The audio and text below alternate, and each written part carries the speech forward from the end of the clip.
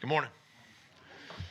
Doug, how's DeSean looking so far, and with what he's been doing, and do you feel like you might have him Sunday? Yeah, I mean, DeSean's been looking really good. He's been working hard through his rehab. I expect to get him, into practice a little bit today and see where he's at, physically. But I'm optimistic. Obviously, and we'll take it day by day.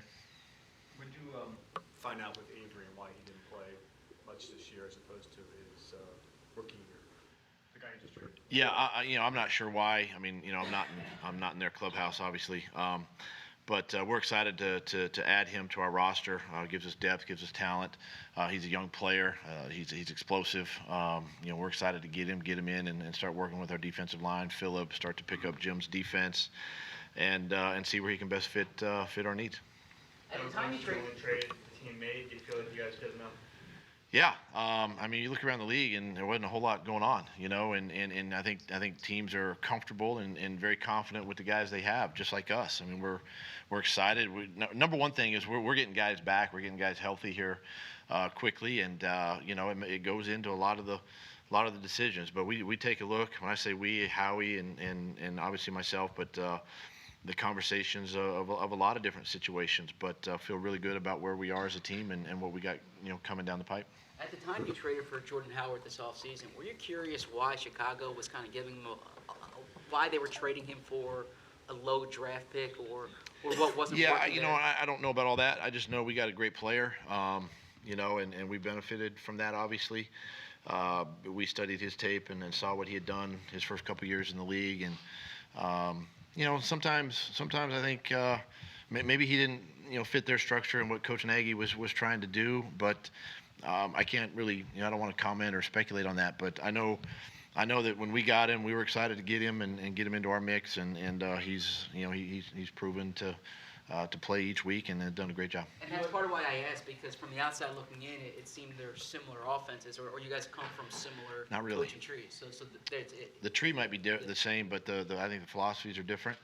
Our teams are built differently, so he definitely has been a positive for us. Early in the offseason, you had said that he was already sort of establishing himself as a leader. What was it that you saw from him in that capacity? I just think he was committed to being here this spring, this summer. Kind of took command of because we didn't have Sproles at the time, and just kind of took charge of that room. It was a young room, and he was kind of the veteran guy, at the time, but.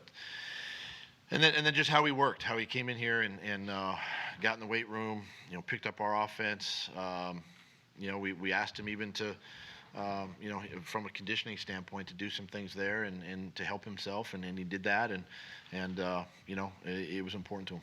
How do you when you got him, when you got him, did you learn anything new about him as a player? I mean, you saw that lead ISO block, maybe receiving, he wasn't known as a pass catcher or anything? Well, the receiving part, I mean, there were some clips of him catching the ball out of the backfield, with the Bears, and so we knew he could do that.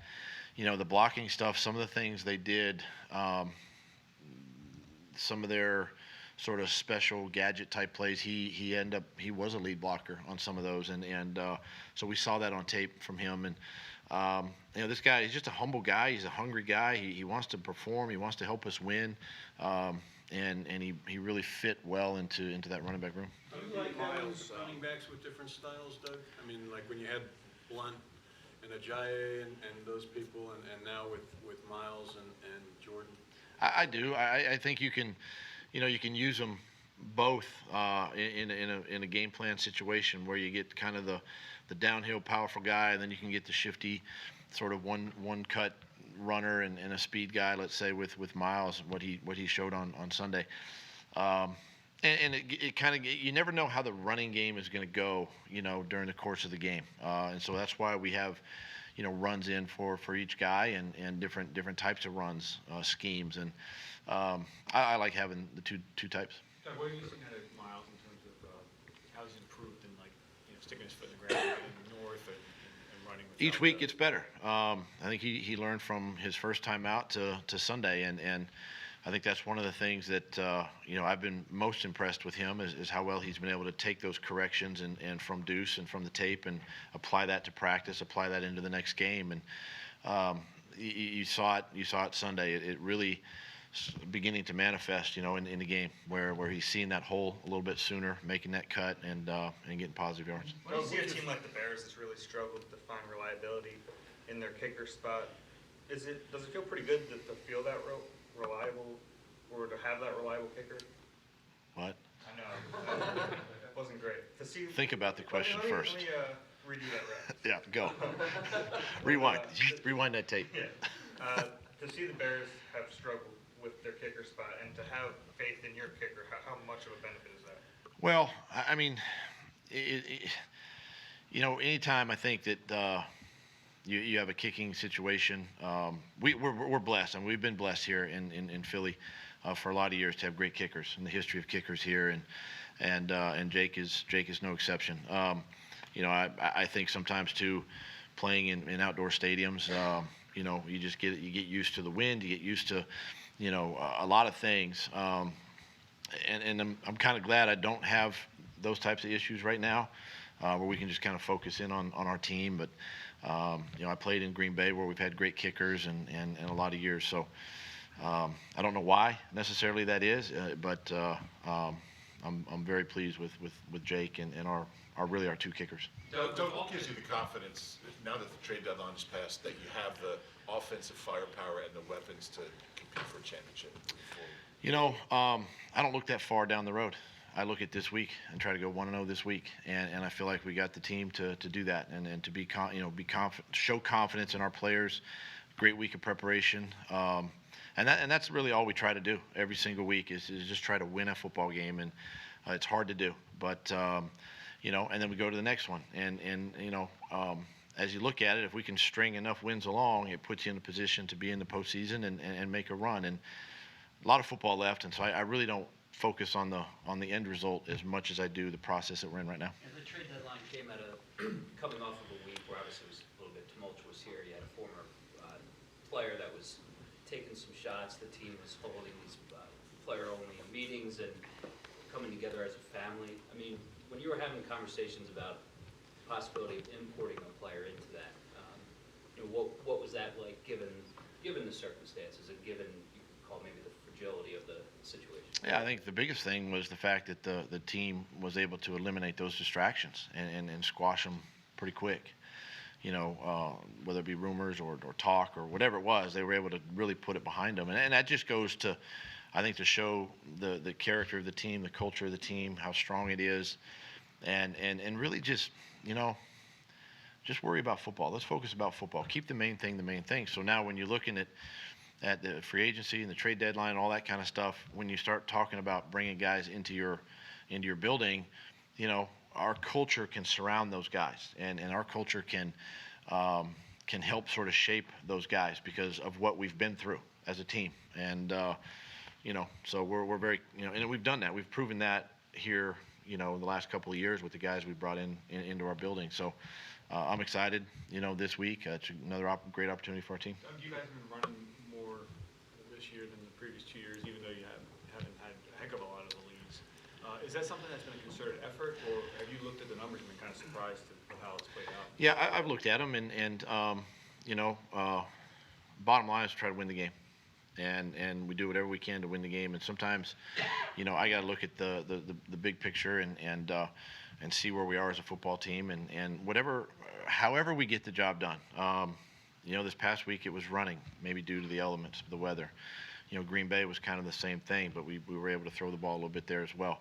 And so each game is a little bit different. I do look at those numbers, but this week's going to be different. And as we put the game plan together and as I prepare myself to call the game, I do keep that in mind, but at the same time, I keep our players more so in mind and how we want to utilize them in this game, and then see how the game unfolds. Sean, the type of injury he has, how much do you factor in that the bye week is following this game? Well, it's big. It's big for everybody, honestly. Especially for our injured guys that are kind of banged up right now. It gives them a chance to really heal and rest and spend time in our training room and without the pressure of practice and going out and competing during the week. And so, you know, it factors in a little bit, but if these guys are healthy and can play and can help us, you know, on game day without, you know, risking anything further, then we'll see if we can get them out there. Doug, when you look at Matt Nagy, obviously being in his second year, you know, it hasn't gone as smoothly as his first, but like in general, you know, what kind of things going into your second year as a coach, you know, kind of to keep things together, you know, to keep the guys moving forward and stuff? How You just have to. I mean, you know, I look at my first year. We were 7-9, and you know, we were the worst team, you know, in the NFL at the time, and everybody was talking bad about me and the team, and we didn't have any talent, and this, that, and the other. And you know what? We just, not that I pay attention to that stuff, but you know, it all boils down to just, you have to trust in your ability as a head football coach, what you're teaching your players, the messaging that you're teaching your team, the culture you're trying to establish, and it's not easy. It takes some time. You know, and bringing the right people in, and there's a bunch of factors that go into that. And one of the things I think that in my situation just here is being consistent that way. How I speak to the team, you know, and my message to you guys, and my message to the fans, and my message to the players, it all has to be consistent. And you know, and you just got to trust it. And if it's good enough, it's good enough. And if it's not, then you know, coaches move on. I mean, that's just the way this business works. And that's all I can say, you know, from that standpoint. I know Matt is, he's a great coach. He's a great leader. He'll have that team ready to go this weekend, and they'll block out the noise and come ready to play. Duncan, what ways do members of the Andy coaching tree kind of lean on each other during the course of the year or in the offseason? How do you guys use that network for your benefit? You know, the off season is big to kind of, you know, pick each other's brain just a little bit. I think to see how, you know, kind of, not so much from X's and O's, but just from a culture standpoint, what worked with your team that maybe I can, you know, interject with my team here, or something like that. You know, maybe how the structure of your staff is going, you know, different assignments, jobs, things of that nature. So from that standpoint, it's good to just kind of have those relationships and guys that you know you've spent time with, you understand them, they understand me, is really beneficial. And then just the networking, you know, just to stay connected, you know, and just see how they're doing. All right, we got to run. All right, guys, thanks.